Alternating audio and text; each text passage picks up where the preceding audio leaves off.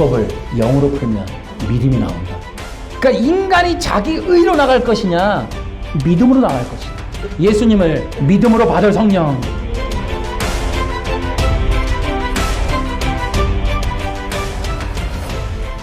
여러분, 지난주에도 우리가 이 구원이란 무엇인가라는 주제를 가지고 구약에 있는 복음, 이거를 지금 얘기해 주고 있습니다. 구약에 있는 복음이 뭐냐? 바로 복음에 계시된 의다. 그래서 이번 시리즈는 복음에 계시된 의가 무엇인지를 지금 찾아가는 겁니다. 그래서 여러분, 이것을 찾다 보면은 당연히 의라는 것을 찾으면 율법이 나오게 되고, 율법을 통해서 우리 이제 하나님이 규정해 놓은 율법의 내용이 뭔지, 또 율법은 뭔지, 이런 것들을 당연히 풀어가게 됩니다. 여러분들도 지금 이 프린트를 잘 가지고 지금 나눠드렸는데요. 그걸 잘 보시면서 오늘 이 내용들을 한번 잘 배워보시기 바랍니다. 우리 첫 번째로 구약의 율법과 신약의 복음, 구약의 율법, 신약의 복음은 어떤 관계인가, 이런 것들을 보면 우리가 이제 구원론의 주제에 대해서 좀 이해할 필요가 있어요. 구원론 그러면 예수 믿고 천국 이런 거 아니에요. 이런 거 아닙니다. 성경은 그런 얘기를 하고 있지 않아요. 그러니까 여러분 이제 계속 반복할 내용이 뭐냐면, 그러니까 구약이라고 하는 게 뭐냐? 율법이에요. 그러면 신약 성경 딱 열면 마태복음이 등장을 해요. 그리고 이제 사도행전 지나서 로마서가 등장을 합니다. 이게 뭐예요? 전부 율법 해석입니다. 여러분, 마태복음 딱 열면은 산상수훈 나오죠? 율법 해석입니다. 도대체 신약 성경은 왜 율법 해석으로 시작을 하는가? 아니, 복음의 이 다이아몬드라고 하는 로마서는 왜 율법을 설교하는가? 이런 것들을 우리가 생각해 보면 우리가 충격적인 내용들을 알 수가 있어요. 예수 믿고 천국이 아니라 구약의 율법에서 말하는 의를 찾는 것이 구원이다. 구약에서 말하는, 구약 율법에서 말하는 의를 찾는 것이 구원이다. 여러분, 교회에서 지금 우리가 사형리를 지금 하고 있잖아요. 사형리의 복음전도 메시지는 성경적 구원과 관련이 없어요. 그래서 사형리 복음전도 메시지도 저는 이거는 어떻게 이걸 또 바꿔야 되나, 이런 생각이 들어요. 자, 그러니까 이렇게 해야 돼요. 기독교는 구약과 관련이 있어야 돼요. 기독교에서 말하는 복음은 율법에서 찾아야 되고, 우리가 말하는 구원이라고 하는 것은 의를 얻어야 되는 거예요. 자, 이런 것들이 이제 필요하다.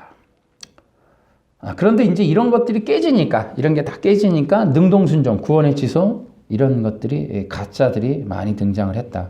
전부 다 율법주의다. 여러분, 이 구원론이라고 하는 건 그 시대마다 굉장히 중요했어요. 그 시대마다 교회를 통해 하나님이 하시는 게 부흥과 개혁이라고 하는 건데, 부흥과 개혁의 의미는 구원의 문을 여는 것이다. 그러니까 구원의 문을 열기 때문에 부흥과 개혁 시대마다 구원론의 논쟁이 항상 있게 돼요. 그래서 구원이라고 하는 것을 이해함으로 성경에서 구원을 찾으면서 뭐예요? 이 구원의 문을 활짝 열게 되는 그런 일들이 있게 된다.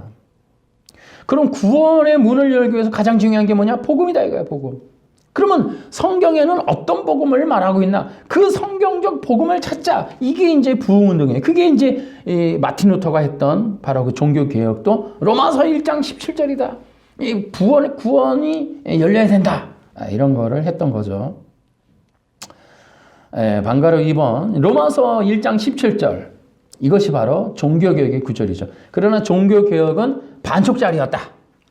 부분진리였다라는 거죠. 성경의 원리상 독일인을 통해서 하나님이 개혁하실 리가 없어요. 부흥과 개혁은 항상 유태인의 손을 거치죠.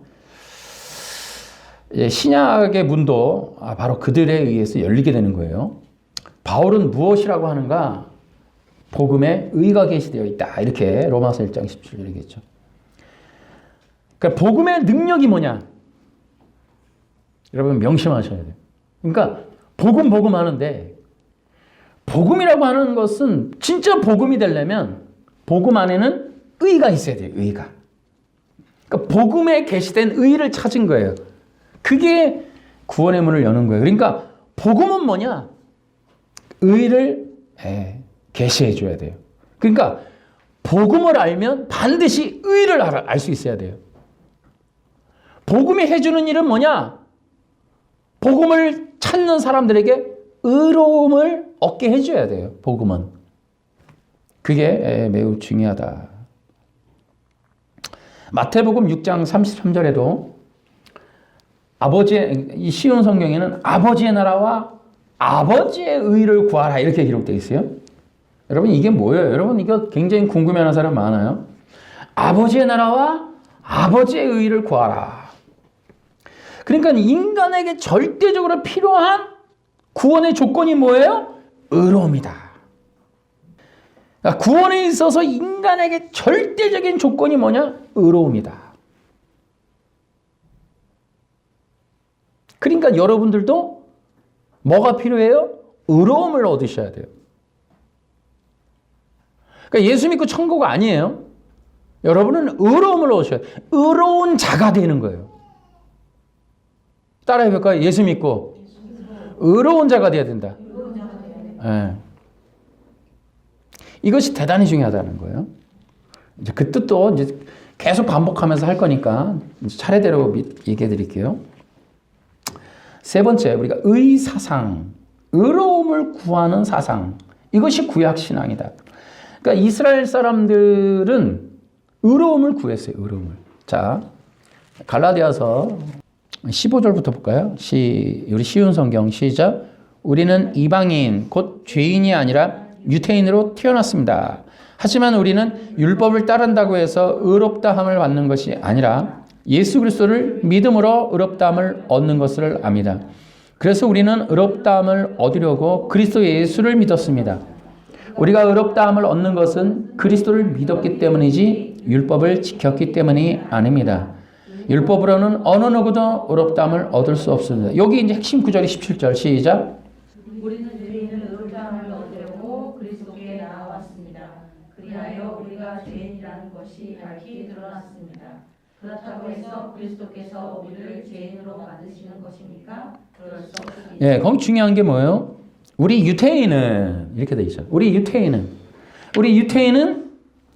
의롭다함을 얻고 싶은데 그 의롭다함을 얻으려고 어떻게 했다고요? 그리스도께 나왔다는 거예요. 그러니까 여러분 유태인이 예수님을 믿는다. 왜 믿어요?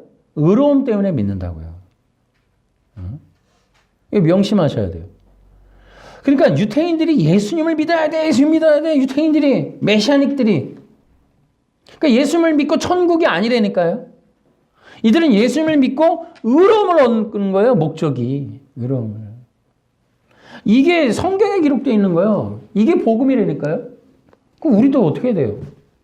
예수 믿고 의로움을 얻어야 된다니까. 이게 의로운 의사상. 이스라엘의 고유한 신앙이라니까요.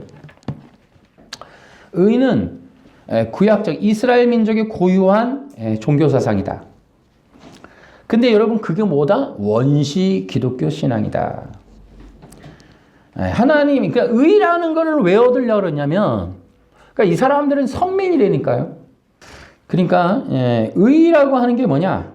의는 하나님의 자녀와 백성이 되는 거예요. 이것이 너무 중요해요.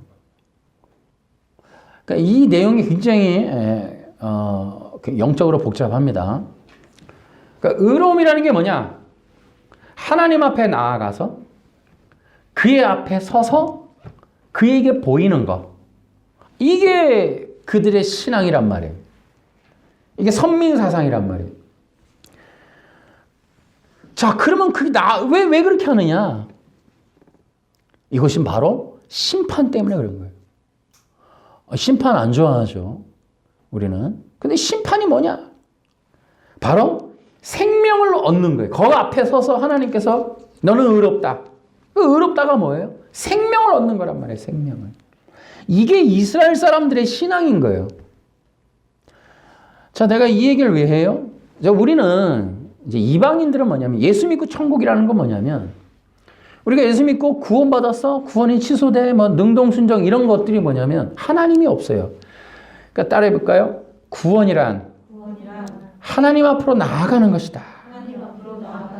그러니까 하나님 앞에 나아가서 심판받는 거예요. 심판. 이게 뭐라고요? 구약 이스라엘 사람들의 신앙이라니까요. 그러니까 우리는 그게 빠져 있는 거예요.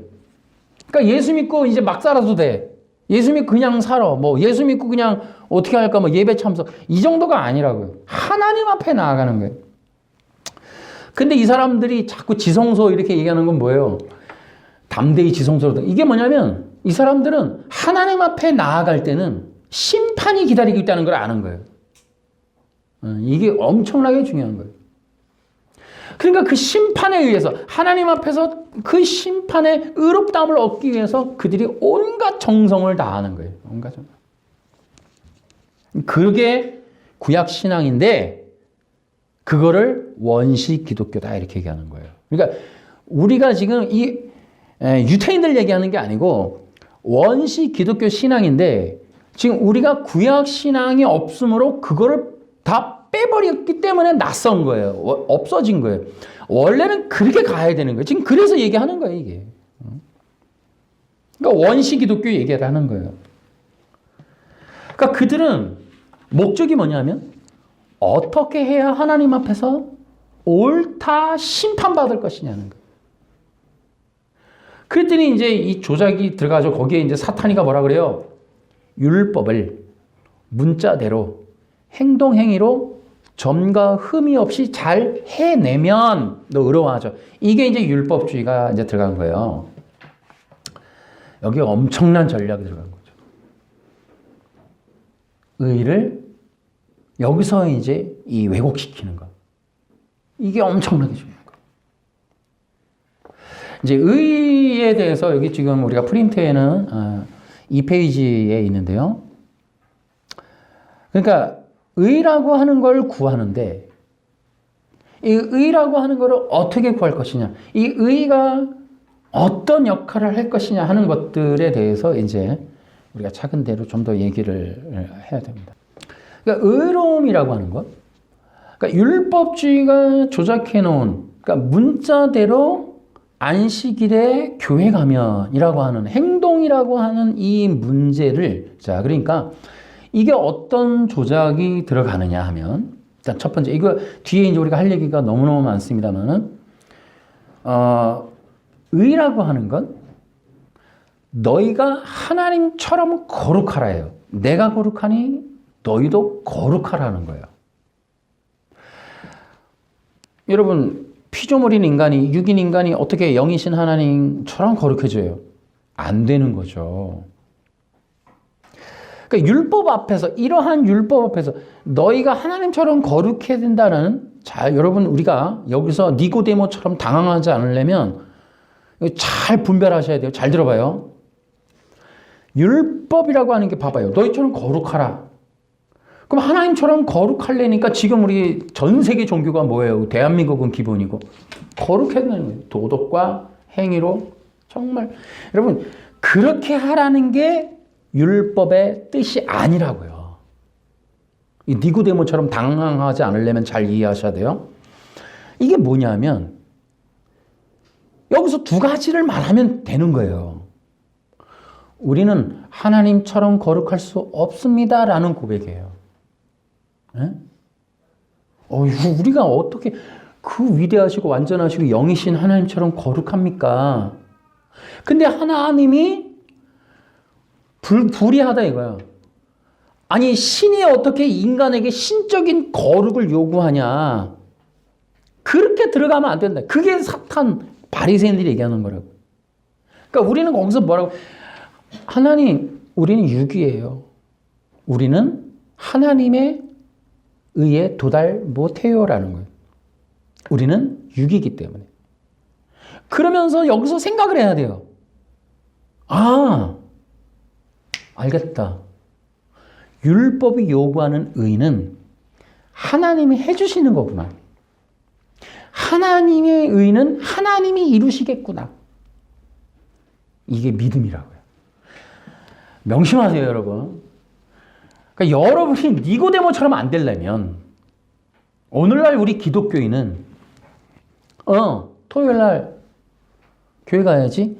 이렇게 가면 니고데모 되는 거예요. 그러니까 율법은 첫 번째, 율법은 우리가 못 한다는 거예요. 이해하셔야 돼요. 율법의 요구는 거룩이에요. 어떻게 거룩해요, 육이? 안 된다고 해야 된다니까. 근데 바리새파는 된다고 얘기하는 거예요. 능동순종. 대한민국의 개혁주의가 뭐라 그래요? 율법을 지킨다는 거예요. 지킬 수 있다는 거예요. 그러면 의롭게 된다. 그러니까 니고데모처럼 안 되려면 율법을 정확하게 우리가 해야 돼요.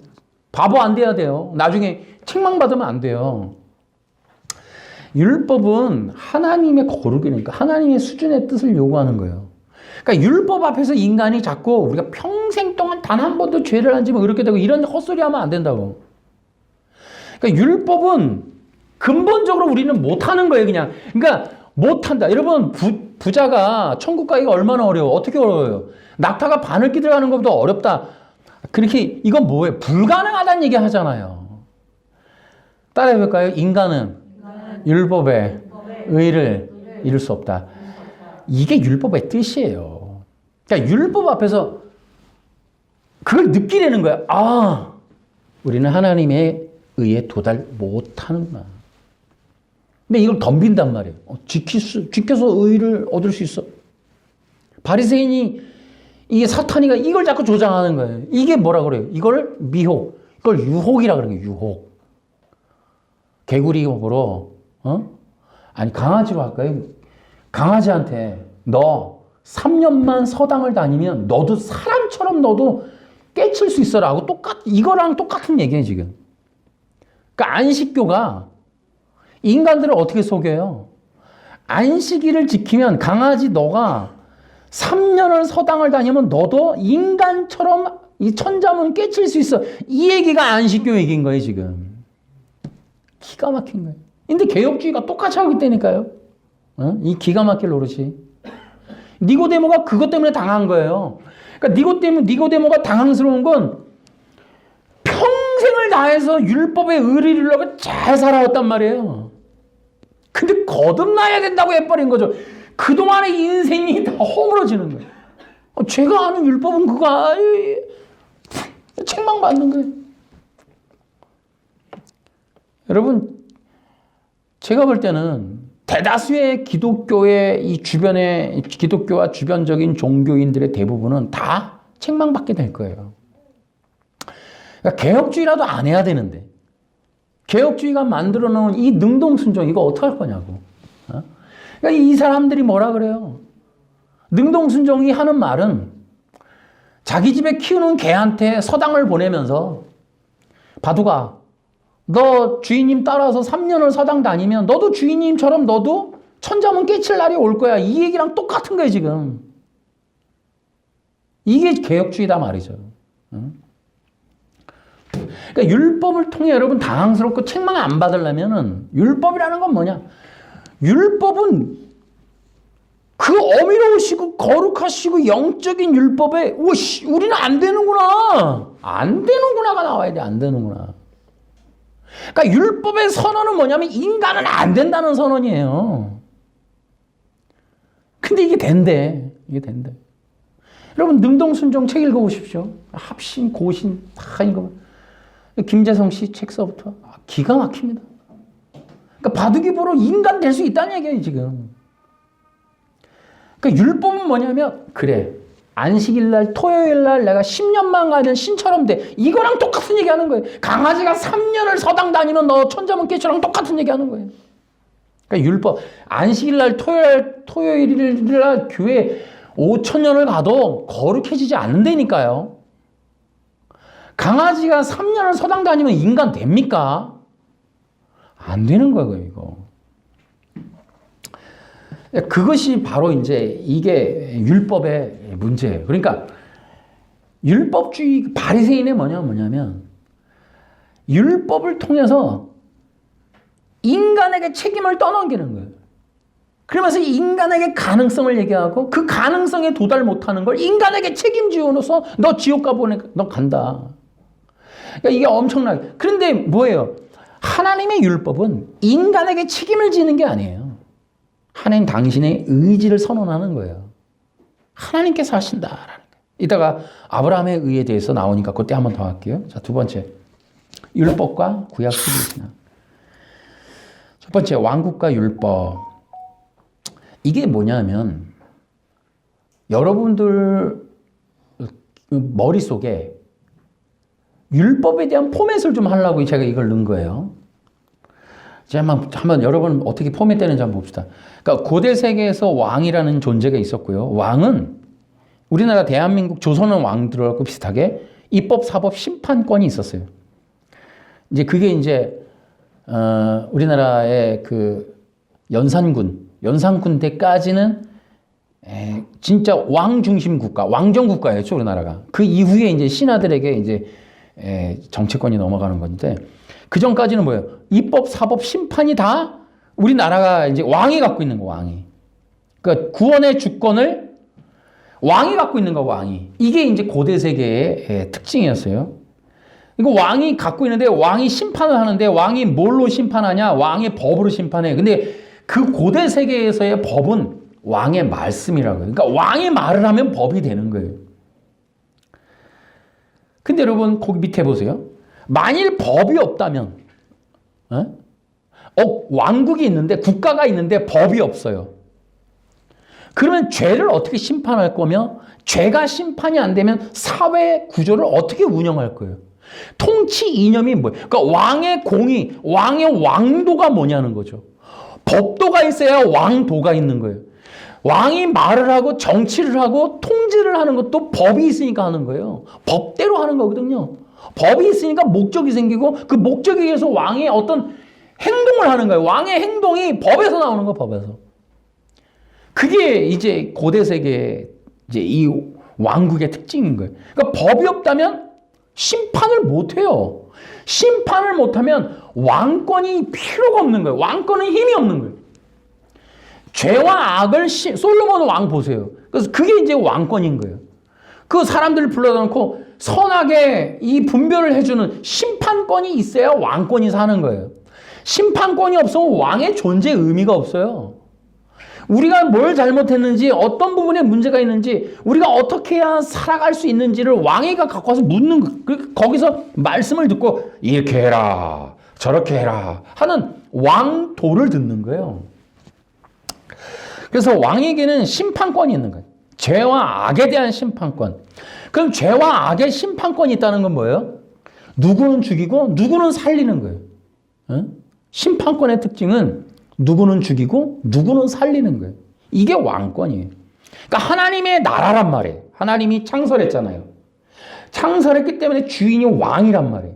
왕이 하나님의 나라를 통치하는 이 하나님의 왕국이 은혜와 생명의 왕국. 이 왕국에도 중심은 법이에요. 법. 그 법은 하나님의 말씀이고 하나님의 말씀이 법이 되는데 그 법을 율법이라 해요. 근데 율법을 잘 들으셔야 돼요. 다시요. 그러니까 율법은 뭐냐면 심판의 법이에요. 뭐요? 죄와 악을. 그럼 율법을 뭐예요? 죽음과 생명을 선언을 해요. 그래서 하나님이 그 법으로 다스리는 거예요. 통치하는 거란 말이에요. 그래서 의와 선, 또 죄와 악을 심판함으로 그 나라를 운영하시는 거. 이게 율법이에요, 율법. 그래서 이 율법을 통해 하나님 뭐 한다? 심판하신다. 그런데요, 우상이 있잖아요, 우상. 고대시대에 뭐, 바알이 있었고, 뭐, 아세라 목상이 있었고. 근데 우상은 여러분 보세요. 구약 성경 다 보세요. 우상이 말을 해요? 말을 안 해요. 우상은 특징이 뭐냐? 법이 없어요. 왕이 아니기 때문에. 또, 살아있는 존재가 아니에요. 왜요? 살아있으면 생명을 산출해야 되는데 죽어있단 말이에요. 나무나 돌이란 말이에요. 그러니까 이 우상들은 생명을 산출 못해요. 그러니까 심판을 통해 생명으로 이끌지를 못해요, 우상들은. 그래서 우상은 법이 없어요. 우상은 뭐냐면 인간의 마음, 욕망의 투영이란 말이에요. 그러니까 우상의 특징은 인간의 소원 성취를 돕는 역할이다라는 개념을 갖고 있는 거지 우상은 실체가 없어요. 그래서 실체가 없으니까 말씀도 없고 말씀도 없으니까 심판도 못해. 심판도 못하니까 생명도 산출 못해. 그러니까 신은 우상을 언제나 버릴 수도 있고 찾을 수도 있고 만들 수도 있고 없앨 수도 있는 공의롭지도 못해. 그래서 단지 우상은 이 땅에 욕망만 있다. 그런데 하나님은 살아계시단 말이에요. 그러니까 하나님이 살아계세요. 그러니 그 법도 살아있어요. 법도 살아있으니 지금도 심판은 유효한 거예요. 그러니까 하나님이 생명이신데 그분이 심판을 하니까 결과가 생명이 나오는 거예요. 그러니까 우리가 하나님의 율법의 어떤 뜻을 이루면 생명을 얻는 거예요. 그게 이스라엘의 신앙이라고. 그러니까 이스라엘 사람들에게 있어서 하나님은 살아계신 분이에요. 그러니까 아브라함도 마찬가지고 이스라엘 사람들은 철저하게 신의 존재를 의식하면서 하는 거예요. 아우슈비츠 그 학살되는 가스실에서도 여호와의 이름을 벽에다 쓰고 죽잖아. 하나님의 살아계심을 의심하지 않는 거예요. 그러니까 이스라엘 민족은 DNA 속에 자기들이 믿는 어떤 신이 존재하는 거예요. 우리는 무신론적 진화론 같은 게 있어서 이방인들은 신이 없는, 그러니까 이 지금 독일 신학, 영지주의는 신이 없잖아요. 신을 제거했단 말이에요. 왜요? 인간이 신이 돼야 되잖아. 히틀러도 신이 돼야 되고, 막 인간도 신이 돼야 되고, 막 이제 위험한 시도 만들어야 되고, 이러니까 신을 제거한단 말이에요. 그러니까 이 독일 신학과 독일 철학이 하고 싶은 건 인류에게, 인간 세계에 신의식을 빼는 작업을 하는 거예요. 신 존재를 빼는 거예요. 그게 막시즘이에요. 막시즘. 그러니까 막시즘이 뭐냐면 사람이 먼저다예요. 그러니까 사람이 먼저다라고 하는 이 의식은 신 존재를 지워버리는 거예요. 포스트 모더니즘의 니체가 신은 죽었다. 이것도 신 존재를 빼버리는 거예요. 근데 구약의 이스라엘 신앙의 정말 우리 원시 기독교 신앙은 신 존재가 기본적으로 세워져 있는 거예요. 기본적으로. 그러니까 그 신이 어떤 신이냐? 생명이라는 거예요. 생명. 그 앞에 나아가야만 살 수 있다. 그분은 생명이라는 의식. 그런데 그 생명을 얻으려면 그분의 뜻대로 우리가 행해야 된다라는 거예요. 그것이 공의롭다 이 말이에요. 그래서 그걸 믿는 거예요. 하나님은 삐딱하지 않다 이거예요. 공의로우신 분이다 이거예요. 그러니까 그들이 성실히 제사 일을 하는 거예요. 성실히 하는 거예요. 왜냐하면 그 법대로 분명히 하실 거니까 내가 이렇게 해도 안 받으시거나 기분대로 이게 아니 반드시 그렇게 한다라는 공의로우신 하나님의 의식이 있는 거예요. 이제 그런 것들이 이스라엘 종교다. 그래서 그들은 율법이라고 하는 거는 자기들의 존재와 똑같아요.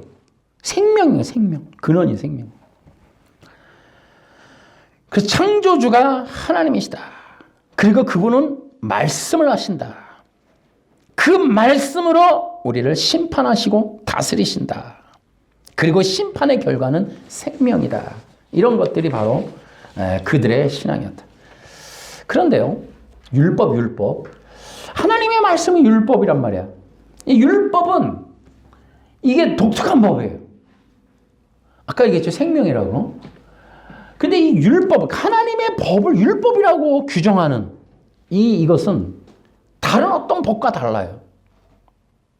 그러니까 하나님의 율법이 그 율법 자체가 담고 있는 뜻이 있어요. 그게 영원한 나라예요. 영원한 나라. 그러니까 여기가 아닌 거예요. 저 영원한 나라.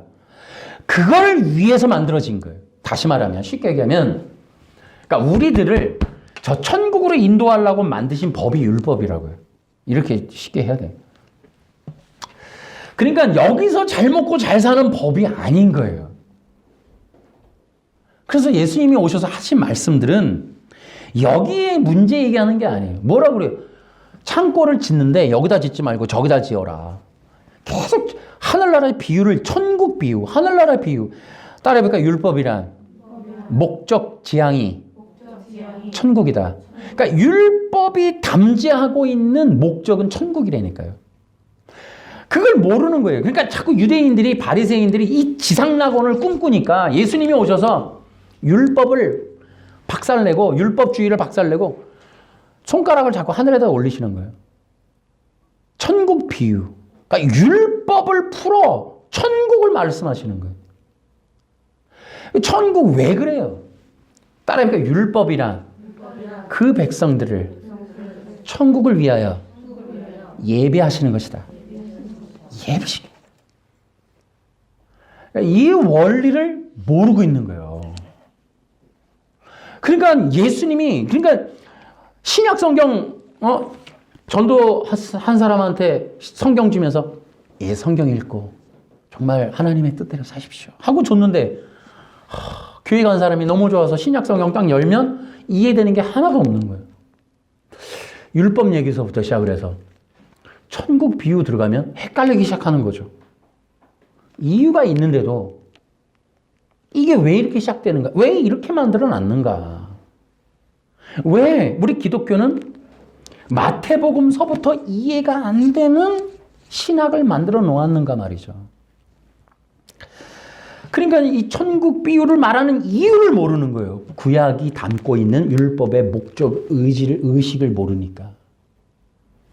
연결성이 떨어지는 거예요.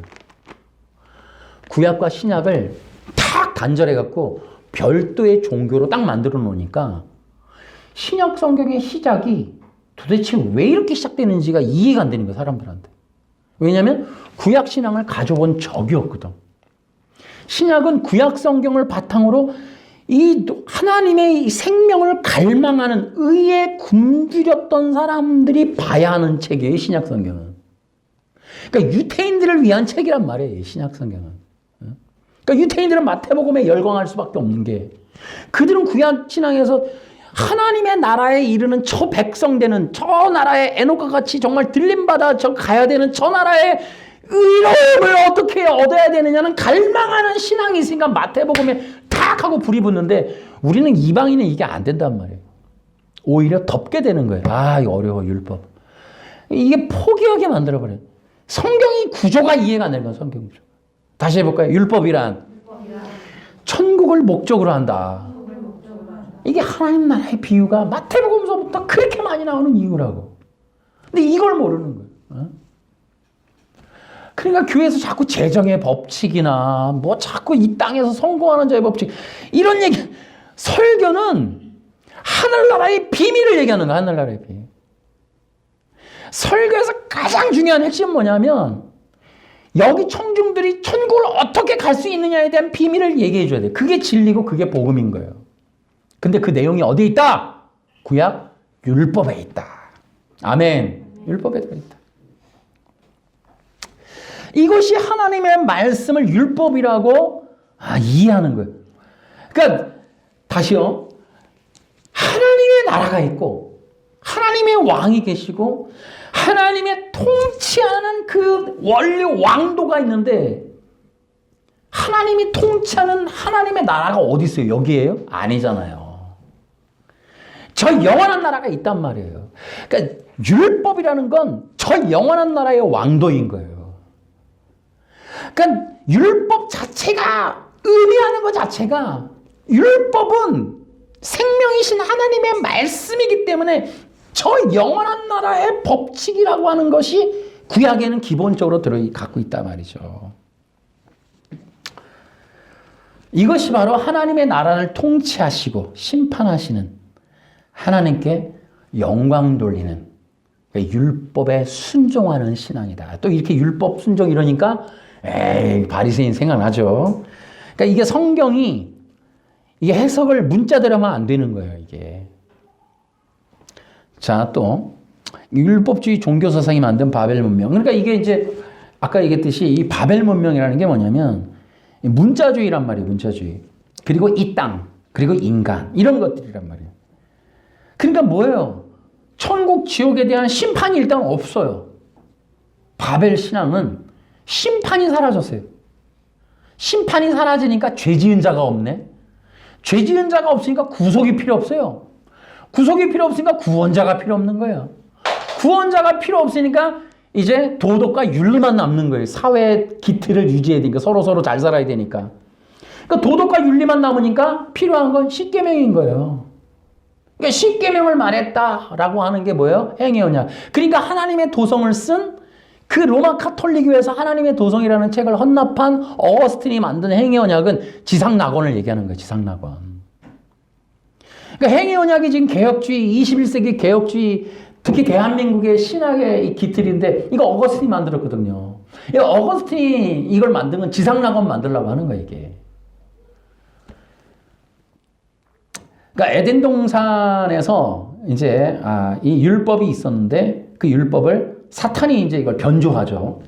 그래서 아담의 행위, 도덕과 윤리로 영생이 결정된다. 다시요.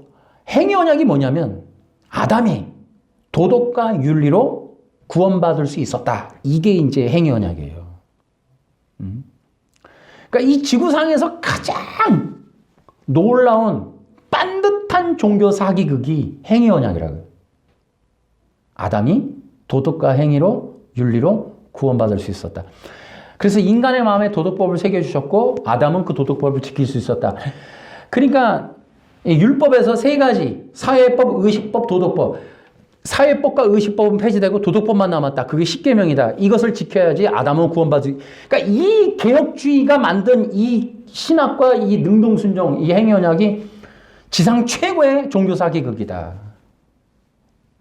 정말 엄청난 종교사기극이다 말이죠. 그래서 율법과 심판이 없는 천국과 지옥 만들기. 하나님 앞에서 받는 심판이 빠진 천국과 지옥. 하나님 앞에서 의로움이 없는 구원. 이런 것들이 바벨 신앙이다. 그래서 이 신앙을 여러분 기독교 신앙은 하나님의 은혜가 중심입니다. 아멘. 하나님의 은혜가 빠지면 이건 기독교가 아닌 거예요.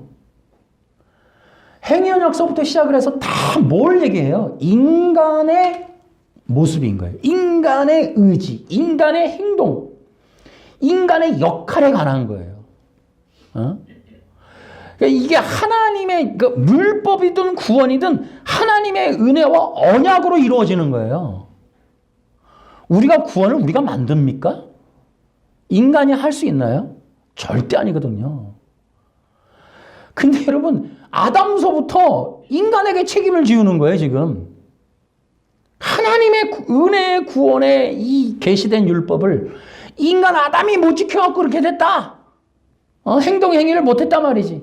그래 놓고는 이 원죄의 탓을 아담에게 돌리면서 뭐예요? 뭐 하는 거예요? 이 도덕과 윤리로 바꿔버린 거예요. 이런 것들이 문제가 된다. 그러니까 이게 하나님의 구원의 놀라운 이 진리, 이게 율법이었다. 그게 이제 원래 율법.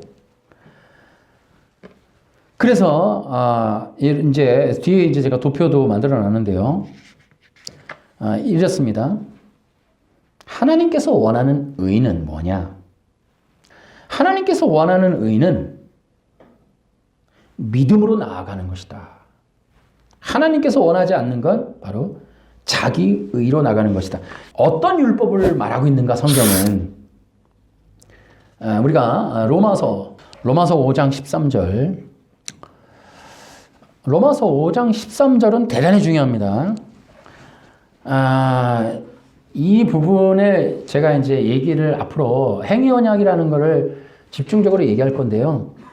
5장 13절에 대한 얘기를 이제 이걸 행위 언약으로 얘기를 해주신 분이 바로 이 유태화 박사님.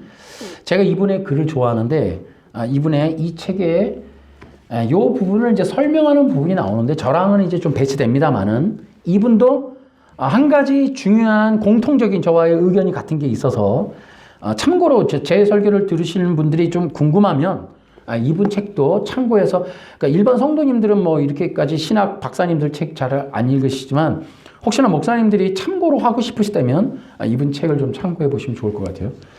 5장 13절 읽어볼게요. 시작. 하나님께서 율법을 주시기 전에도 죄가 세상에 있었지만 율법이 없을 때에는 죄를 죄로 여기지 않았습니다. 예, 그런 얘기인데요. 자, 보십시오. 율법이 있기 전에도 죄가 세상에 있었어요. 그러니까 예를 들어 이걸 시내산 율법이라 칩시다. 그러니까 출애굽기 19장 이전에 율법, 그 율법이 주어지기는 죄가 있었죠. 그죠? 그런데 문제는 뭐냐면 거기 율법이 없을 때는 죄를 죄로 여기지 않았다. 그러면 시내산 율법이 없을 때 죄를 죄로 여기지 않았나요? 아니잖아요. 죄가 관영했잖아요. 최소 창세기 5장은 여러분 생각할 수 있잖아요. 죄가 있었다니까요. 심판도 받았고. 그런데 거기가 아니라 죄인이라고 규정된 게 가인도 그렇습니다. 그쵸? 근데 거기만 뿐만 아니에요. 여러분, 죄 그러면 가장 우리가 먼저 생각해야 되는 게 아담입니다. 범죄했고 죽음에 빠졌어요. 심판받았다고요. 그러면 이 5장 13절의 얘기는 시내산 율법 얘기하는 거 아니에요. 율법이 없을 때 죄를 죄로 여기지 않았던 때가, 죄가 있었는데 죄를 죄로 여기지 않았던 때는 과연 어느 시대일까요? 선악과 율법 2장 17절 이전 얘기를 하는 거예요. 그러니까 이게 시내산 율법으로 생각하면 안 된단 말이에요. 이 얘기를 유태하 박사님이 하고 있다고 지금. 그 얘기를 나는 공감인 거예요. 그러니까 유태하 박사님도 5장 13절은 선악과 얘기다라고 얘기를 해요. 그러니까 내가 이제 나중에 이거 다 인용을 해서 얘기할 건데요. 5장 13절은 이게 시내산 율법이 아니에요. 창세기 2장 17절을 율법으로 보신 거예요. 근데 이분은 이제 이 개혁주의 오랜 신학자다 보니까 선악과 언약을 행위 언약이라고 규정을 하면서 나랑 멀어지는 거예요. 근데 이제 여기서 율법이라고 분명히 성경 얘기했다고요. 율법이 없을 때에는. 그러니까 창세기 2장 17절을 로마서 5장은 바울은 율법이라고 명령했어요. 아시겠습니까? 다시요. 창세기 2장 17절을 개혁주의가 행위 언약이라고 얘기했어요. 행위 언약이라는 말 자체가 성경에 없습니다. 이 개념도 없어요. 이게 어느 날 들어와서 만든 겁니다. 없는 게 들어온 거예요, 지금. 분명히 성경은 사도 바울은 창세기 2장 17절을 율법이라고 얘기했다니까요. 아시겠습니까? 그러니까 창세기 2장 17절은 선악과가 언약이 아니에요. 율법이에요, 율법. 그러면은 이제 사람들이 아니 뭐 그렇게 그게 뭐 이렇게 차이가 있다고 아니 언약이든 율법 똑같은 거 아니라니까요. 그걸 그렇게 보면 안 되는 거예요. 이게 엄청나게 중요한. 어떤 이는 이게 뭐 큰 차이냐, 그게 뭐 문제냐라고 얘기를 해요. 작은 차이 아닙니다, 여러분. 창세기 2장 17절을 행위 언약으로 보느냐, 율법으로 보느냐는 천지 차이가 되는 거예요. 잘 들어보세요. 간단해요. 언약은 법이 아니에요. 그러므로 심판과 정죄를 못합니다. 그러니까 행위 언약이 아담을 심판할 수 없어요. 법이 아니에요. 언약일 뿐이란 말이에요. 언약. 언약은 하나님의 약속과 은혜예요. 근데 율법이라고 하는 건 심판의 기능이 있다니까요. 그러니까 이 행위 언약이라고 하는 것을 규정하면은 이게 하나님의 뜻이 사라져버려요. 하나님의 의지도 없어져 버려요. 또 가장 큰 문제가 뭐냐면 언약으로 규정하면 인간의 원죄가 뒤바뀝니다. 그러니까 율법이 심판하는 건 인간의 마음이란 말이에요. 인간의 마음. 근데 언약으로 하면서 아담의 도덕과 윤리로 바꿔버려요. 원죄 내용을. 아시겠습니까?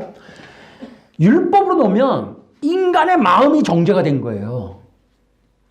근데 행위 언약으로 놓으면 아담의 도덕과 윤리가 문제가 되는 거예요. 원죄 내용이 바뀌어요.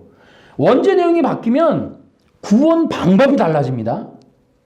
구원 방법이 뭘로 바뀌어요? 도덕과 윤리로 바뀌어요. 그러니까 능동순종으로 나가는 거예요. 율법의 의는 로마서 8장에 의하면 율법의 의는 뭐예요? 성령이에요. 행위 언약에서 사라지는 게 성령이 사라진다니까요. 그러니까 행위 언약은 뱀의 미혹이었는데 이걸 바리새파 유대인들이 이걸 가져간 거예요. 똑같이 하는 거예요, 지금. 잘 들어보세요. 그러니까 그러니까 선악과 언약으로 어쨌든 간에 그 사람들이 말하는 선악과 언약으로 아담이 범죄했고 타락했어요. 근데 결과는 모든 인류가 심판받는다니까요. 그러니까 지금도 우리가 죄와 사망 권세이고 전도해야 되는 이유는 아담이 선악과 언약을 어긴 거예요. 그게 율법이었다니까요. 율법에 의해서 모든 인류가 정죄받은 거예요. 다시 말하면 이 유태화 교수도 얘기해요. 지금도 선악과 언약은 살아있다. 그러니까 선악과 율법인 거예요. 선악과 율법. 그 율법은 살아있는 거예요. 지금도 유효한 거예요. 지금도 인간에겐 그 잣대가 있는 거예요. 이분도 뭐라 그러냐면 그 율법은 지금도 지금도 유효해서 그것 심판받아야 된다. 이분은 행위 언약으로 심판받아야 된다. 이런 얘기를 한단 말이에요. 그게 나하고 다른 거예요. 이게 조금 아쉬운 거예요. 박사님이신데 이건 율법의 기능을 행위 언약으로 얘기를 하고 있는 거예요. 그걸 못 떠나서 그래요. 왜냐하면 행위 언약을 부정해서는 개혁 신학교 취직이 안 된단 말이에요. 지금 이게 죄송한 얘기지만 내가 이분 존경하지만 그러니까 끝없이 율법을 본인도 아셨지 않았나 싶어요, 나는. 근데 이거를 행위 언약으로 기필코 꽤 맞춰 들어가신 게 아닌가 이런 생각이 들어요. 제가 이 책 읽으면서. 그런데 여러분 이게 율법이란 말이에요. 율법이기 때문에 죄인으로 정죄받는 거예요. 그러니까 아담의 문제는 뭐냐면 율법에 정죄받고 심판받아서 죽음에 빠진 거예요. 거기 나오잖아요. 2장 17절 정령 죽으리라. 아까 얘기했죠. 그러니까 죽음을 선고하는 건 왕의 법이라니까요. 아무나 심판 못해요. 왕이 하는 거지. 아니 누가 죽음을 선언하고 그러면 반대로 누구는 생명을 누가 줘요? 안 된다니. 하나님만이 하시는 거예요. 하나님의 법은 율법이라니까요. 언약으로 하는 게 아니에요. 언약으로. 언약은 심판의 기능이 없다니까요. 심판의 법이. 여러분 지금 신약 성경 가면은 언약을 설명합니까? 사도 바울이 언약은 그럽니까? 율법이라 하죠. 율법. 그 법과 언약을 이해를 못해서 그러는 거예요. 지금. 그러면 신약의 사도들이 무슨 율법을 얘기하고 있는가? 그거 도표 보면은 구약은 율법과 계명이에요. 신약이 뭐예요? 율법과 계명의 해석이라고요. 그럼 구약에서 요구하는 율법은 율법으로 의를 얻는다는 거예요. 근데 신약의 기독교 사도들의 얘기는 의는 믿음과 성령으로 얻는다는 거예요. 그 로마서는 믿음으로 얻는 의, 갈라디아서는 성령으로 얻는 의를 얘기해요. 그런데 구약에는 율법이 두 개가 있는 거예요. 하나는 에덴 동산에서 전해주신 율법, 두 번째는 시내산에서의 율법이란 말이에요. 그럼 이 차이가 있느냐? 있어요. 그러니까 에덴 동산 율법은 모든 율법의 시초예요. 모든 율법의 근원이에요. 그러니까 원시 율법이라고 이게. 시내산 율법은 원시 율법을 적용하는 거예요. 제사법으로. 이해하셔야 돼요, 이거를. 그러니까 여러분 이것만 기억하셔도 돼요. 구약이란 율법을 계시하는 거예요. 신약은 그 율법의 의미를 해석하는 거예요. 이것만 알아도 성경 읽을 때 조금 헷갈리는 게 덜해요. 그러니까 초신자들한테 성경 주면서 읽으라 그러면 안 되는 거예요, 이게. 여러분들도 쉽지 않은 거를 초신자들이 줘갖고 무책임하게 뭐 성경 읽으면 자연스럽게 기독교인 되고 막 성장할 것 같으세요? 이거 전달해주고 선물 주면?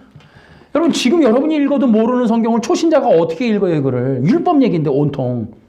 아니, 더군다나 유대인들도 지금 율법을 몰라서 헤매다가 예수님 만나서 율법의 의미를 알았다는 내용을 쓰고 있는 이 신약 성경이 어떻게 일반인 기독교인들이 이해가 돼요, 이게. 그래서 성경이 어려운 거예요. 그러니까 거짓말도 통하고 사기도 통하는 거야, 이게. 그러니까 구약은 율법과 계명의 이야기다. 신약은 그 율법과 계명의 해석이다. 그런데 구약의 율법이 하나만 있는 게 아니다. 이건 시내산 율법만 있는 게 아니고 에덴 동산에서도 율법이 있었다. 그게 선악과 언약이라고 일컬어지는 것이다. 그리고 그 율법이 시내산 율법을 해석하고 적용하고 한 것이다. 그러니까 원시 율법의 특징은 뭐예요? 모든 인류에게 해당하는 거예요. 시내산 율법은 선민, 이스라엘에게만 해당되는 거예요. 그러니까 지금 유태인들의 선민 사상은 시내산 언약 때문에 돌판 때문에 그 돌판. 근데 안식일 교단 율법주의의 문제는 뭐예요? 모든 인류를 시내산 율법 돌판 앞에 끌어다 놓겠다는 거예요. 이스라엘 민족의 거기 바리새인 종교인들 만들겠다. 그러니까 따라해봐요. 복음은 사람들을 원시 율법으로 이끌어야 된다. 그러니까 시내산 율법 돌판 앞에 놓으면 안 되는 거예요. 그러니까 바리새인들이 나쁘다는 건 뭐냐면 사람들을 시내산 율법 돌판 앞에 놓으려고 하는 거예요. 아니다 이거예요. 그러니까 원시 율법의 특징은 창세기 2장 17절은 이스라엘 얘기가 아니라 모든 인류의 얘기인 거예요. 그러니까 아담은 모든 인류의 대표였고 그 모든 인류의 대표였던 아담의 문제가 전 인류에게 적용이 된 거예요. 신의 산 율법은 이스라엘이 국가적으로 하나님과 맺은 언약이에요. 이 신의 산 언약, 그 에덴 율법은 뭐예요? 모든 인류가 하나님과 언약 맺은 거예요. 그러니까 차이가 나는 거예요. 그러니까 신의 산 율법은 그 하나님의 원시 율법을 그 이스라엘 민족에게 적용해서 그것들을 시행하는 그 제사법에 대한 이야기를 하고 있는 거지 우리가 신의 산 율법의 종이 되면 안 된다는 거예요. 근데 모두가 거기 십계명 그 돌판 앞에 있는 그 십계명 신의 산 율법 십계명 그걸로 교단 하나가 생긴 거 아닙니까? 와이프인이 모든 일을 다 글로 다 밀어넣겠다는 거 아니에요. 그 선악과 언약으로 이끌었어야죠 우리를. 근데요 여러분 충격적인 건 로마서 1장에서 5장은 로마서 1장에서 5장은 신의 산 율법이 아니라 에덴 동산 율법을 설명하고 있다. 그 부분은 이분도 얘기해요. 유태하 박사님도. 그러니까 에덴 동산 율법 얘기를 하고 있는 거예요. 그러니까 명심하셔야 돼요. 그러니까 이게 헷갈리면 안 돼요. 모든 사람이 율법이란 단어만 나오면 다 신의 산의 그 돌판 십계명 이것이 아니라고. 그러니까 로마서에서의 사도 바울의 의식은 뭐예요? 사도 바울이 신의 산 율법주의 종교에서 나온 사람이잖아요. 깬 거예요. 깨서 보니까 자기가 속았음을 안 거예요. 우리가 그 원시 율법을 알았어야 된다는 거예요. 그래서 로마서 5장이 나오는 거예요. 로마서 5장은 에덴 동산 율법을 얘기하는 거예요. 그것을 거기 정령 죽으리라 그 심판의 내용을 이해했기 때문에 사도 바울이 로마서를 쓸 수 있었다. 그래서 로마서 8장에 그 1, 2, 3, 4절에 나온 죄와 사망의 법, 생명의 성령법 이게 바로 에덴 동산에서의 율법. 그래서 8장의 3절에 뭐라고 돼 있어요? 이거 하나님이 할 수 없는 것을 우리가 이 성령의 율법의 의로운 요구를 그 성령을 통해서 이루었다. 그 얘기가 이제 로마서 8장 3절에 나오는 겁니다. 이게 신의 산 율법에는 없다. 그래서 이 예수님과 사도 바울의 이야기를 이해하지 못하면 그러면 이제 마태복음, 산상수훈 다 이해가 안 되는 거예요. 그러니까 명심보감처럼 성경을 딱 열어놓는데 산상수훈에서 은혜를 받았는데 뒤에 가면 5장 그 뒤에서부터 이상한 율법 해설을 한다면 헷갈리는 거야 이게. 그러니까 하필이면 신약 처음 딱 열었는데 그 5장 딱 지났는데 5장을 딱 열었는데 율법 해설이 나온단 말이죠. 거기 보면 율법에 1.1핵이 더 없어지지 않는다. 너희는 바리새인보다 더 나은 의를 얻어야 된다. 이 복잡한 얘기를 초신자들이 처음 여는 마태복음 5장을 딱 넘겼는데 거기서부터 헷갈리는 거예요. 이게 너무 어마어마한 얘기들이 쏟아지는 거예요. 왜 그래요 이게? 이 기독교라는 종교가 유대인 이 구약을 배경으로 하고 있음을 이해하지 못하면 설교거리가 없어지는 거예요. 그러면 이제 박옥수, 이만희 얘들 다 밑으로 들어가야 돼요. 그러니까 우리가 이 율법, 구약이라고 하는 성경과 신약이라고 하는 이 율법 해석이라고 하는 걸 이해 못하면 이게 진짜 성경은 정말 이걸 이해할 수 없는 암호문이다. 진짜 말 그대로 명심보감이라도 들고 있으면 이래라 저래라 명령이라도 할 수 있고 좋은 덕담이라도 할 수 있지. 이건 덕담거리가 어딨냐니까요. 죄와 사망을 선고하는 율법이 어찌 이게 덕담이랍니까 이게. 여기에 무슨 하나님의 재정법칙이 나오고 속지 말라는 거예요. 속지 말. 여러분 내가 이 영상을 보시는 분들이 몇 명 안 되지만 꼭 부탁하고 목사님들이 계시다면 그러니까 이 시대에 제발 하지 마시라는 게 그러니까 성도들을 정말 모시고 있는 목사님들이라면 성도들의 영혼을 생각해서 제발 다른 데 기웃거리지 말라는 거. 또 하나는 천국 지옥 간증 제발 좀 부르지 말라는 거. 제가 그 영상들을 보고 충격을 먹습니다. 여러분 천국 지옥을 보고 왔는데 성경과는 완전히 다른 얘기들을 한다니까요. 그러니까 지금 하셔야 될 일은 성도들의 영혼을 생각하면 진리를 전하려고 애를 써야 돼요. 행위 언약이라고 하는 걸 어거스틴이 만들었어요. 여러분 찾아보시면 나와요. 근데 이것을 이어받은 게 계몽주의 학자들이에요. 계몽주의 17세기. 그리고 이 계몽주의가 바로 독일로 넘어가죠. 독일은 영지주의에서 세워졌죠. 영지주의 그리스 철학이 바로 이 독일 철학, 독일 신학인데 근데 이 행위언약을 만든 거와 현대신학의 기조를 독일이 갖고 가면서 이 종교개혁서부터 이 행위언약을 강권적으로 개혁주의에 심어놓은 걸 보면 저는 이 부분은 알고 했다. 행위언약이 왜 문제가 되고 기독교를 파괴하는 데 있어서 어떤 영향력이 있는지를 알고 나는 행위언약을 만들었다고 저는 봐요. 근데 개혁주의만 모르는 건지 모르는 척하는 건지 이제 그렇게 하고 있다. 저는 그렇게 확신합니다. 그래서 앞으로 이제 행위언약의 문제점을 조목조목 제가 정리하는 거를 좀 말씀을 드릴 건데요. 현대 기독교가 진짜 이 신해산 율법을 해석해갖고 행동행위 얘기하면서 능동순종 만들어 놓은 건 정말 이거 최악이다, 진짜. 이거 어떻게 되냐. 이게 진짜 기독교 이름으로 구원의 문을 막고 있는 이 엄청난 일을 못 버린다 말이에요, 못 버려. 신학교와 교단을 등지고 있기 때문에 이게 어떤 내가 사이트에 가보니까 행위언약을 반발하는 분들이 있었어요, 어느 교단에서. 그랬더니 뭐라고 답이 왔냐면 행위언약을 부정하면 우리 교단의 신학이 부정되기 때문에 안 된다라는 거예요. 알고도 안 된다는 거, 알고도. 너무 멀리 왔다 이거예요, 버리기에는. 막 그런 개념이더라고요. 그 율법에 의해서, 그러니까 선악과 언약의 율법으로 모든 인류가 사망 가운데 있는데도 불구하고 그것을 행위언약, 행동이었다. 아담의 도덕과 윤리였다. 이렇게 규정하는 거는 좀 알고도 이거를 못 고치는 건 이건 최악이 아니냐. 알았으면 바꿔야 되는데 안 된다. 너무 막 잃어버릴 게 너무 많으면 돌아갈 길도 없다. 이런 생각이 들어요. 자, 거기 제가 도표 있죠. 바리새파 율법주의는 신해산 율법을 해설하고 있고 걔네들은 그걸 의지하고 있어요. 초대교회 사도들은 뭐냐면 에덴 동산 율법으로 돌아간 거예요. 그걸 회복한 거예요. 그러니까 에덴 동산 율법으로 돌아가면 구원의 문이 열려요. 그러니까 에덴 동산으로 율법으로 돌아가지 못하도록 행위언약으로 길을 막아버린 거예요, 이게. 그러니까 그 도표에 나오듯이 신약의 사도들은 에덴 동산 율법을 해석했다고. 그러면 의가 나오거든요. 근데 신해산 율법으로 다 변조를 해놓은 거예요, 바리새파는. 그 장로들의 전통이란 말이에요, 그게. 그래서 뭐예요? 특징이 도덕이라는 거예요. 신해산 율법을 해석해서 도덕, 윤리, 행동행위. 근데 에덴 동산 율법을 해석하면 영이 나와요. 영적이 돼요. 영적인 복음이 나와요. 그러면 에덴 동산 율법을 해석하면 반드시 믿음이라는 게 나옵니다. 믿음. 그러니까 아브라함이 어떻게 의를 얻었냐? 신해산 율법 없을 때 의를 얻었단 말이에요.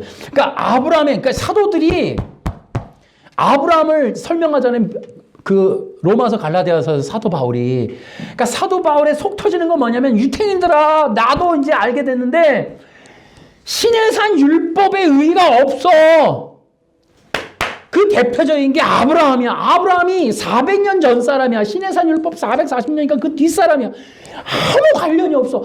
아브라함을 하나님이 의롭다 여겼는데 그것은 신해산 율법과 아무 관련이 없어, 얘들아.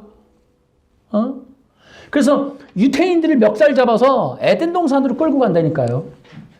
그러니까 이 아브라함의 의를 얻었다라는 바울의 얘기만 집중해서 보세요. 신해산 율법 얘기인가? 신해산 율법이 없을 때 의를 얻었다니까요. 그럼 어떤 율법에 의해서 의를 얻어요? 율법이 있으니까 의를 얻잖아요. 그게 에덴 동산 율법이라니까요.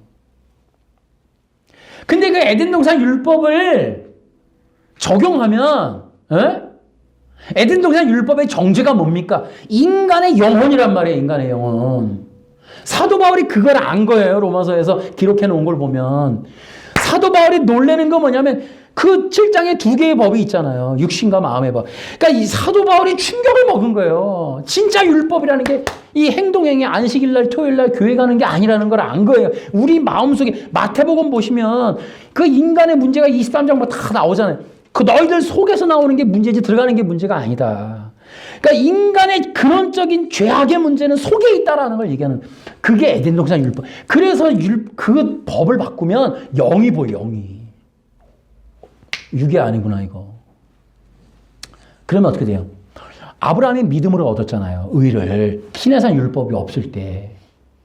따라해볼게요. 율법을 영으로 풀면 믿음이 나온다. 그러니까 안식일 앤드류 강이 이렇게 믿음을 박살내려고 하는 이유가 바로 여기에 있는 거예요. 이게 구원은, 의는 믿음으로밖에 없는 거예요. 그 믿음이 뭐냐? 거기 내가 도표해놨죠? 이걸 아셔야 돼요. 그러니까 그 도표를 잘 보셔요. 어떻게 하나님 앞에 나아갈까에 대한 얘기를 하는 거예요, 지금. 이게 뭐예요? 이게 에덴 동산 율법이란 말이에요. 따라해볼까? 에덴 동산 율법은 어떻게 하나님 앞에 나아갈까? 이게 어렵죠? 여러분 처음 듣는 얘기들이라. 이게 율법의 의미인데, 너무 안타까워요. 그런데 두 가지 방법이 있는 거예요. 가인과 아벨의 제사도 마찬가지고. 믿음이냐, 자기의냐. 대등한 게 좀 이상하죠? 자기의냐, 남의 의냐 이래야 되는데, 믿음이다 이렇게 얘기한단 말이에요. 그러니까 성경에서 바울이 쓰는 아브라함이 믿음을 얻었다는 이 믿음이라는 건 믿어요라는 말이 아니에요. 그게 거기 나오잖아요. 믿음은 자기의가 아닌 누군가를 힘입어 나아간다는 뜻이에요, 이게. 그러니까 하나님 앞에 나아가는데 가인은 자기의로 나갔고 내 힘으로 내 이름으로 나갔고 아벨은 믿음으로 나갔다는 게 히브리서 11장에 아벨은 자기의를 포기했다는 거예요. 자기를 부인했다는 거예요. 자기 육으로 안 나갔다는 거예요. 하나님의 도움을 얻었다는 거예요. 영이신 하나님을 입었다는 거예요, 이게. 그게 믿음으로라는 말이에요. 그러니까 믿어요라는 시인이 아니라고요, 이게. 제발. 이해를 좀 하셔야 돼. 나 예수님 믿어요. 이게 믿으라는 시인이 아니라고. 그러니까 이게 믿음으로라는 건 아브라함이 자기 의로 안 나갔다는 거예요. 하나님 앞에. 따라해볼까? 율법은 하나님 앞에 나오라는 요청이다. 근데 그냥 나가면 죽는다고요. 그래서 거기 창세기 3장에 보면 부끄러워졌다라는 게 있잖아요. 벌거벗음으로. 이게 옷을 벗었다는 게 아니라고, 이게. 홀딱 벗었다. 그래서 아우 창피해. 이게 아니란 말이에요. 그러니까 지금 여러분 시중에 있는 만화로 된 모든 성경 다 버려야 되는 거예요. 어릴 때부터 우리는 행위 언약을 길들여지는 거예요. 그러니까 벌거벗음이 아담과 하와가 빨가벗고 나뭇잎으로 이렇게 중요 부위만 가리고 있는 그런 그림으로 있는 모든 성경은 버려야 되는 거예요. 그게 다 잘못이라고요. 애들 가리킨답시고 전부 벌떡. 아니 뭐 하나님이 아니 무슨 애들을 왜 벗겨요, 아담과 하와를. 그걸 왜 심판하니. 뭐 벗고 나오냐 입고 나오냐.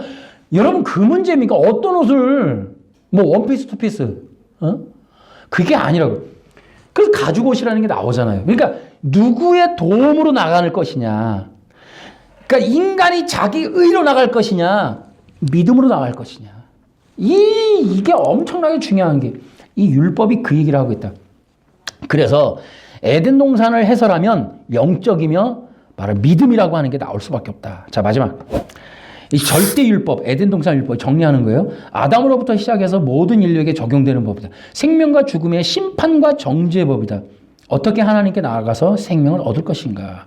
거룩하고 영원하신 하나님 앞에 하나님의 의로움, 하나님과 같이 거룩하게 나가야 된다.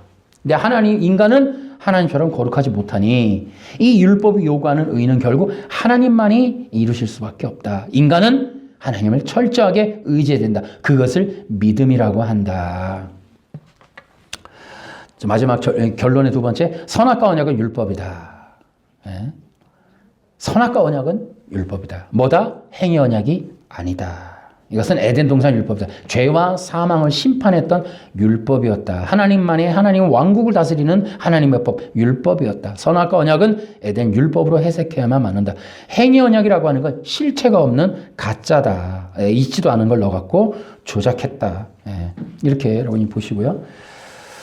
그래서 인류의 타락에서 가장 무서운 건 뭐냐면 사탄 에덴 동산에서부터 뭐 했다? 율법이 제거됐어요. 그러니까 사형리에서도 율법이 제거되는 거예요. 그러니까 지금 시중에 우리가 이제 대한민국 우리 책으로 나온 모든 법에 율법이 제거돼요. 그러니까 예수 믿고 그냥 행복하고 이러는 거예요. 하나님이라고 하는 존재가 없는 거예요. 그러니까 영과 진리의 예배가 이해가 안 되는 거예요, 이게. 예수 믿는다는 게 뭔지. 예수 믿는다는 게 하나님 앞에 나아가 그 앞에서 아련하고 그 앞에 서서 이런 개념이 없이 그냥 예수 믿고 복 받고 예수 믿고 천당 가고 예수 믿고 나 잘 살고 예수 믿고 대학 붙고 이런 것만 하는단 말이야. 그러니까 이게 다 왜곡이 돼버렸다. 이게 다 왜곡이 돼버렸다. 더욱 가장 큰 문제는 뭐냐? 율법의 의는 인간이 이룰 수 없다.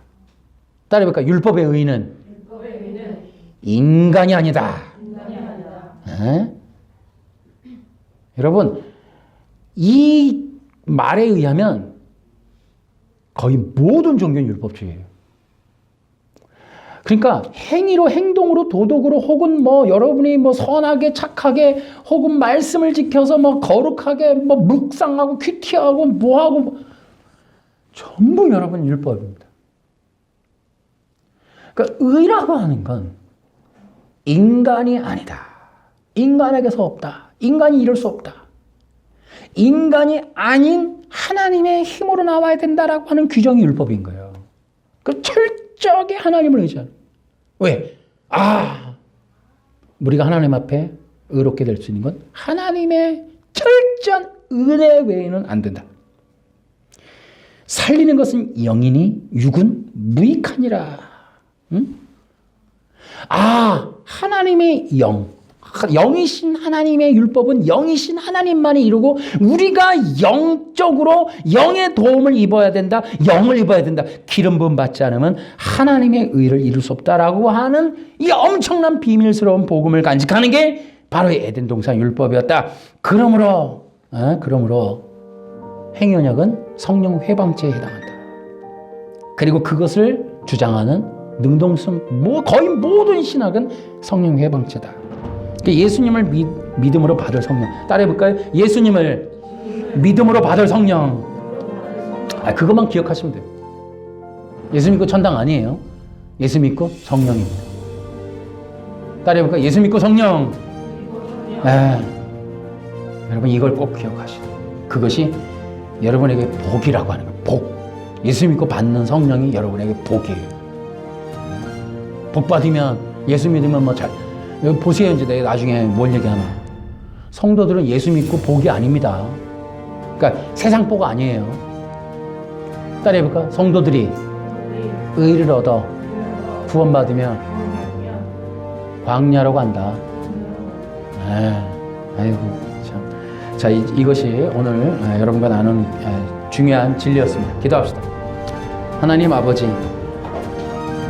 정말 성경을 우리가 본질적으로 이제 그동안 준비했던 거 얘기하고 있는데요. 이제 우리가 선악과 언약을 행위 언약이라 보지 않고 율법으로 보므로 하나님의 영원한 이 의를 얻는 것에 관한 내용이 선악과 언약이었다는 것. 사도들이 그걸 얘기했고 거기에서부터 의를 얻기 위하여 서신서들을 기록했다는 것. 우리가 거기로부터 복음이 회복돼야 된다라고 하는 힌트, 가르침이 거기에 있다는 것.